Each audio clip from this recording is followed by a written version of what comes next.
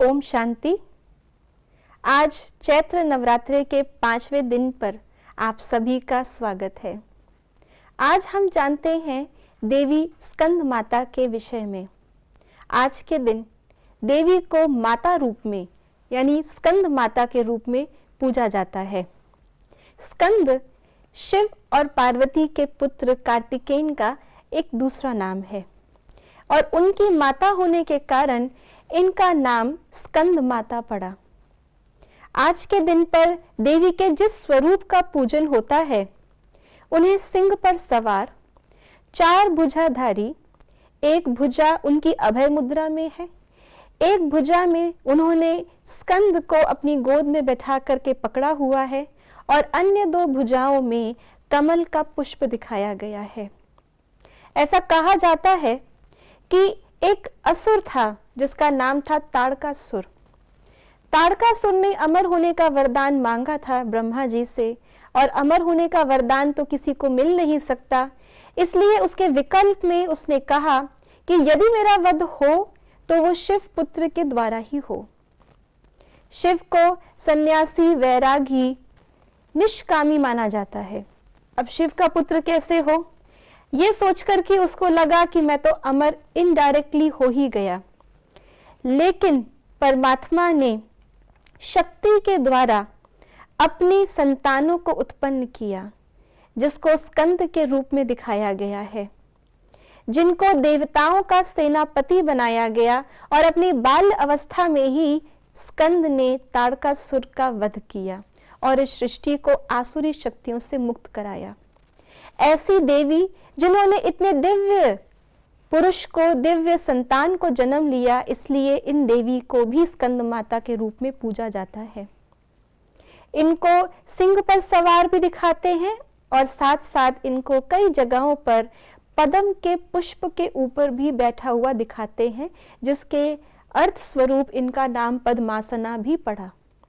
इनके हाथ में जो कमल के पुष्प दिखाए हैं और इनको कमल के पुष्प पर बैठा हुआ दिखाया है, इसका तात्पर्य यही है कि ये गृहस्थ जीवन में रह करके कमल पुष्प समान न्यारा, प्यारा और पवित्र बनने का यादगार है। स्कंद माता के रूप में जब पूजा होती है तो ये डबल पूजनीय हो जाती है। एक तो स्वयं भी देवी के रूप में और दूसरे स्कंद की भी पूजा, जो इनकी गोद में बैठे हैं, वो भी ऑटोमेटिक हो जाती है। इसलिए डबल पूजनीय स्वरूप ये हमारा है। हम परमात्मा की संतान भी हैं और हम परमात्मा की अन्य संतानों को परमात्मा से मिलाने वाले भी हैं।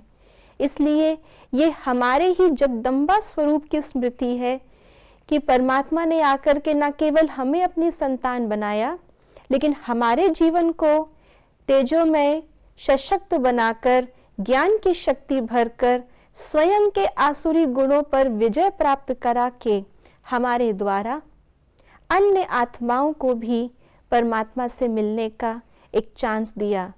तो ये हमारा ही जगत जननी, जगत अम्बा का स्वरूप है, जिसमें हमेशा हमें ये स्मृति रहे कि हम न केवल स्वयं परमात्मा की संतान हैं, लेकिन अन्य आत्माओं को भी परमात्मा से जोड़ने वाले हैं। इनको गॉडेस ऑफ फायर भी कहा जाता है, अग्नि की देवी। अग्नि जो कि सर्व पापों को भस्म करती है, ऐसा तेजस्वी स्वरूप इनका है, इसलिए इनको अग्नि की देवी भी बताया गया। जिस प्रकार से अग्नि हर बुराई को, हर किचड़े को जला करके उसे शुद्ध बना देती है, सोने को कंचन बना देती है, ऐसे ही हमें भी स्वयं की बुराइयों को नष्ट करके स्वयं को भी ऐसा कंचन बनाना है।